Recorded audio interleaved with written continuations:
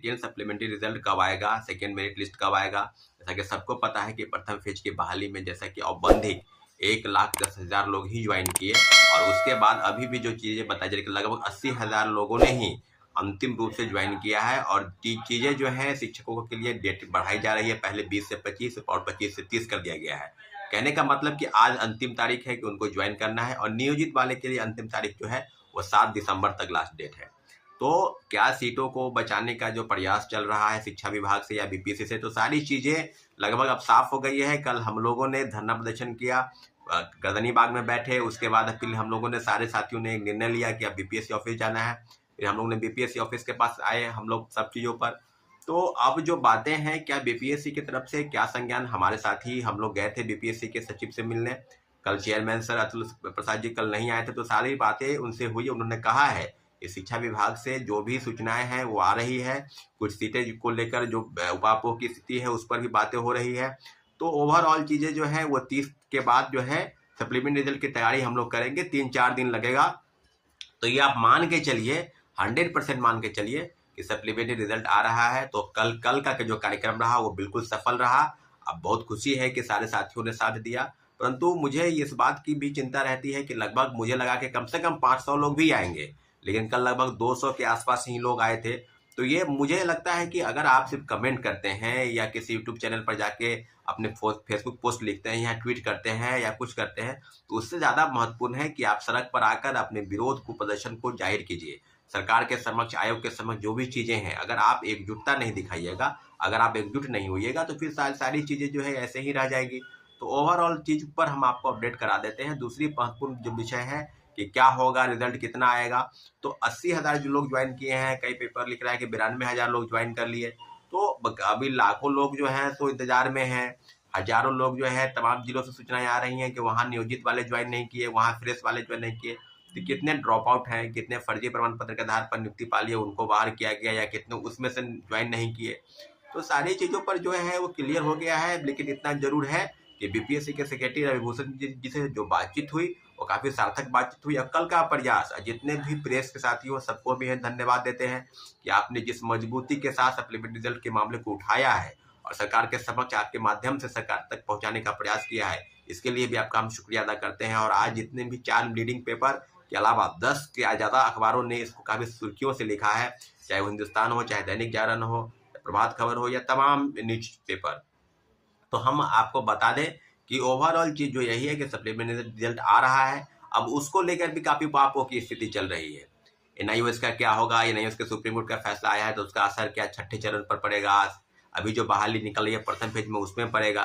तो अब जो चीज़ें हैं वो बिल्कुल साफ हो गई है स्थिति। अब कोई भी शिक्षण संस्थान हो, आयोग हो, कोई व्यक्ति हो या कोई भी, वो सुप्रीम कोर्ट के फैसले से ऊपर नहीं है। अगर कोई फैसले से ऊपर है तो एकमात्र व्यक्ति है भारत का फर्स्ट सिटीजन, यानी भारत के प्रथम नागरिक वो महामहिम राष्ट्रपति महोदय। इसके अलावा सुप्रीम कोर्ट के जजमेंट का कोई बहिष्कार नहीं कर सकता। और इसका जो नतीजा है, इसका जो फलाफल है वो आप देख सकते हैं कि केवीएस के मामले में भी केवीएस ने हाथ पीछे कर लिया है।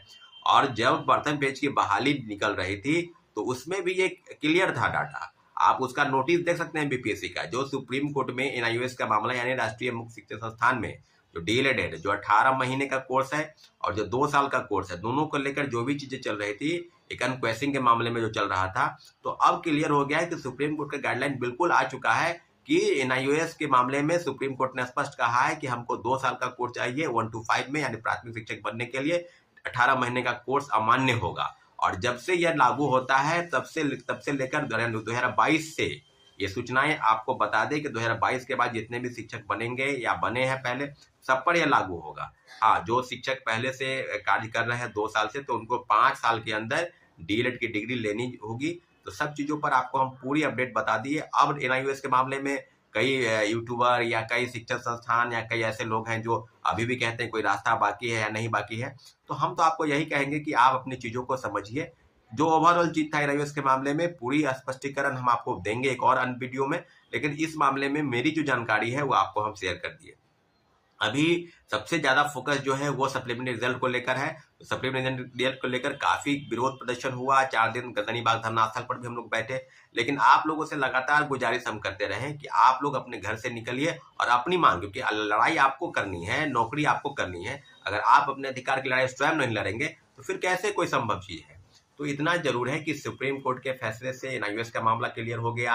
अब बीपीएससी के हवाले से जो चीज है, तो इतना जरूर है कि बिहार सरकार और बीपीएससी या शिक्षा विभाग एक नोटिस जरूर आज या कल में निकालेगी कि एनआईओएस के मामले में जो सुप्रीम कोर्ट का जो डिसीजन आया है उसका असर बिहार के शिक्षक बहाली में पड़ेगा या नहीं पड़ेगा, या प्रथम फेज की बहाली में पड़ेगा, कितने लोग बाहर होंगे, या दूसरे फेज के बहाली में तो निश्चित रूप से पड़ेगा, कितने साल पहले से पड़ेगा। तो एनआईओएस के मामले में सारी चीजें अब क्लियर हो गई है। इतना जरूर है कि सुप्रीम कोर्ट के फैसले का सम्मान सबको करना है, उनके फैसले का स्वागत सब लोग करें या नहीं करें, परंतु आप खुलकर आप इस चीजों को कह सकते हैं कि सर्वोच्च न्यायालय के फैसले पर सबको विचार करना होगा और आज न कल उस चीज पर नोटिस जरूर जारी होगी, क्योंकि कोई व्यक्ति, संस्थान या आयोग या कोई भी संगठन इस सुप्रीम कोर्ट के फैसले से ऊपर नहीं है। अब जो बातें हैं कि कल के फैसले से हम लोग काफी खुश हैं। उन्होंने कहा है बीपीएससी के सेक्रेटरी ने, सप्लीमेंट्री रिजल्ट आएगा और हम लोग भी उम्मीद करते हैं, चेयरमैन सर के ट्वीट पर भरोसा करते हैं। तो इस सारे मामलों पर कल हम लोग काफी सराहनीय कदम रहा, हम लोग का आंदोलन काफी सफल रहा। इसके लिए सारे छात्रों को, सारे शिक्षक अभ्यर्थियों को धन्यवाद, और उम्मीद करते हैं कि सप्लीमेंट्री रिजल्ट जल्द से जल्द आएगा, ताकि एक और बातें कि बीपीएससी सेकेंड फेज की बहाली में कितने लोग बैठेंगे नहीं बैठेंगे, इसके पहले सप्लीमेंट्री रिजल्ट आना बहुत जरूरी है 1 to 5 से लेकर और सारे सीटों पर। तो हम आपको बता दिए ओवरऑल चीजें, और आपसे आग्रह करते हैं कि जो चीजें होंगी उसको आप तक हम बताने का प्रयास करेंगे। एनआईओएस के मामले में जो चीजें अपडेट होगी वो आपको शाम तक एक और वीडियो के माध्यम से अपडेट करेंगे साथियों। ठीक है, धन्यवाद, जय हिंद।